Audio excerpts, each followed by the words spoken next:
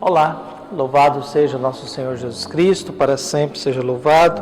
Glória ao Pai, ao Filho e ao Espírito Santo, como era no princípio, agora e sempre. Amém.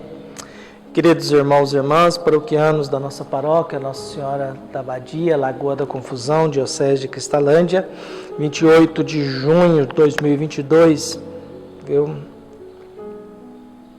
terça-feira, dia de Santo Irineu, pedindo a sua intercessão e a bênção, e nos alimentamos com o Evangelho de Mateus, capítulo 8, versículos de 23 a 27. O Senhor esteja convosco, Ele está no meio de nós. Proclamação do Evangelho de Jesus Cristo segundo Mateus. Glória a vós, Senhor. Naquele tempo, Jesus entrou na barca e seus discípulos o acompanharam. E eis que houve uma grande tempestade no mar, de modo que a barca estava sendo coberta pelas ondas. Jesus, porém, dormia. Os discípulos aproximaram-se e o acordaram, dizendo: Senhor, salva-nos, pois estamos perecendo. Jesus respondeu: Por que tendes tanto medo, homens fracos na fé? Então, levantando-se, ameaçou os ventos e o mar, e fez-se uma grande calmaria. Os homens ficaram admirados e diziam: Quem é este homem que até o vento e o mar lhe obedecem? Palavra da salvação. Glória a vós, Senhor. Caros irmãos e irmãs, um barco, uma viagem, um vento, um medo, um grito de desespero, um puxão de orelha, e um grito, uma calmaria e uma grande pergunta: quem é esse que até o vento e a natureza obedecem? Nós estávamos falando domingo, ontem, do seguimento de Jesus, da insegurança, do medo, do pedido de Jesus para romper com coisas sagradas, importantíssimas na nossa vida, despedir de família, de enterrar pai e mãe, de não ter um lugar para reclinar a cabeça, essa caminhada para Jerusalém, esse seguimento de Jesus. E agora, se a gente está no mesmo barco, a gente começa a enfrentar as dificuldades que é seguir Jesus. Seguir Jesus não é uma coisa glamourosa, não é uma coisa assim de status, de gratidão, de coisas belas. É uma viagem difícil, é uma viagem complicada, ainda mais no mundo atual em que a gente não tem mais noção de hierarquia e de autoridade, mas no mundo atual em que a vida ela é colocada em jogo o tempo todo, que a vida ela é ameaçada o tempo todo, que a gente vive com medo o tempo todo, que a gente vive na insegurança o tempo todo, que a gente vive na incerteza o tempo todo. Porque a pessoa hoje que diz que gosta de você, amanhã te odeia. A pessoa hoje que te elogia, amanhã já não te elogia mais. A pessoa de hoje que está muito feliz, e aí você diz certas coisas e coloca freio, amanhã já te olha com a cara feia.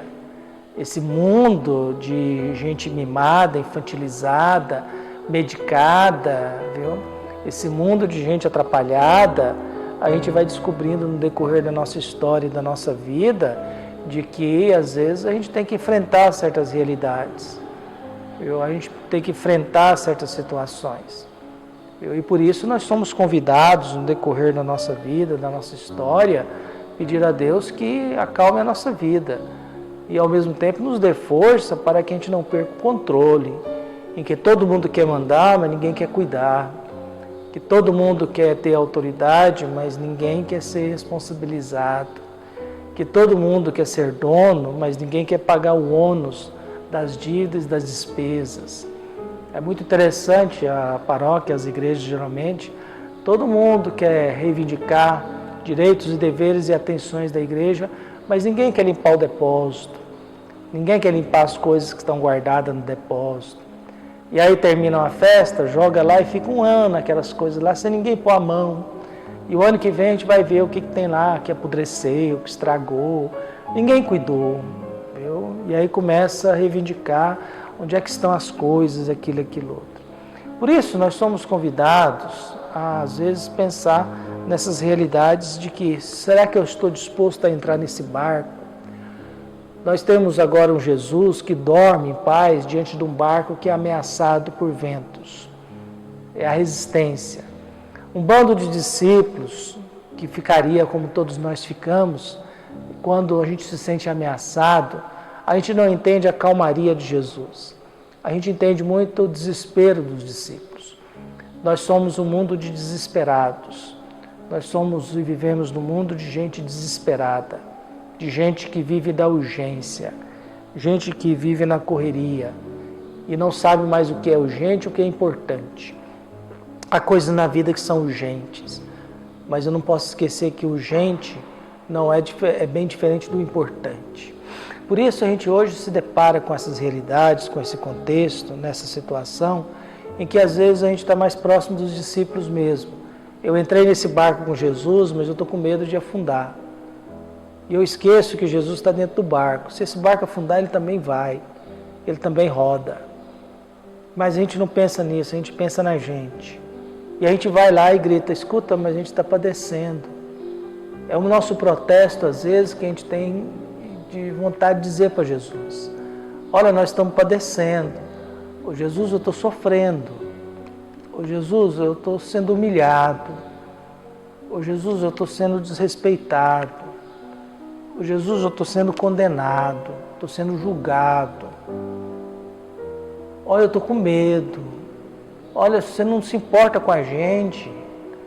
E às vezes o nosso grito é esse mesmo. Jesus, você não se importa com a gente.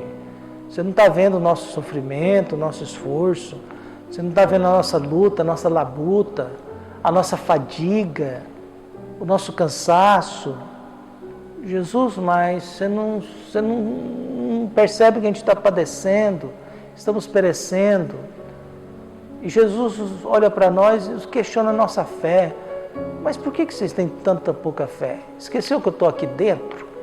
Se esse barco afundar, eu também afundo. Se vocês morreram, eu também morro. E onde é que está a minha responsabilidade de enfiar vocês num barco e mandar fazer algo e comprometer a vida de vocês? Se eu estragar a vida de vocês, eu estrago a minha também. Se essa viagem fracassar, eu também me torno fracassado. Por que vocês estão assim com tanta pouca fé? E Jesus manda a natureza parar, porque Jesus pode fazer isso. Jesus pode mandar na natureza, porque ele também tem a natureza divina. A natureza divina tem poder sobre a natureza terrestre.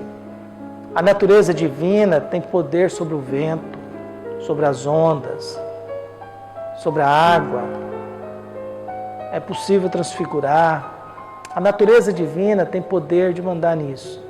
Por isso, esse barco, nós estamos nele, estamos. Há ventos contrários? Há. A gente nunca sabe que tipo de igreja a gente vai poder fazer e o que a gente pode fazer dentro dessa igreja, que é uma hipocrisia às vezes, que fala do Evangelho, mas ao mesmo tempo nos coloca em situação estranha.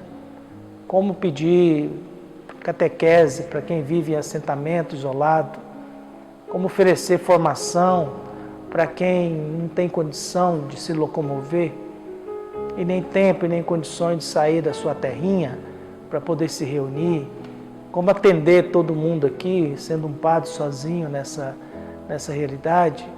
Por isso a minha prece de hoje é que Deus abençoe o nosso coração, nos fortaleça na fé, acalme a nossa vida e nos ajude a perseverar. Que o nosso coração seja abençoado, que a nossa esperança, a nossa alegria possa nos ajudar a caminhar e encontrar rumos, para que a gente não perca a esperança, sabendo que nós estamos num barco, e esse barco tem Jesus. E que a gente nunca vai entender por que Jesus é tão calmo, porque nós somos muito mais desesperados do que calmos. Nós somos muito mais criadores de confusão do que apaziguadores. Nós somos muito mais seres humanos que fazem bagunça e gostam de condenar e julgar os outros, do que seres humanos que gostam de compreender e perdoar. E às vezes é preciso brigar para que as coisas sejam certas. Às vezes é preciso colocar freio para que as coisas não aconteçam de forma errada. Às vezes você tem que usar da sua autoridade para dizer isso não pode acontecer, porque a igreja tem uma responsabilidade. E não é qualquer um que vai tendo as suas ideias aí, fazendo o que quer, ainda mais de um mundo muito complicado, em que a gente vai permitindo tudo e nós não podemos permitir tudo. A igreja precisa ser cuidada e zelada. Peçamos a Deus que abençoe, ilumine o nosso coração e nos fortaleça na fé e nos dê um coração bom, capaz de amar e perdoar sempre. Um abraço e até mais.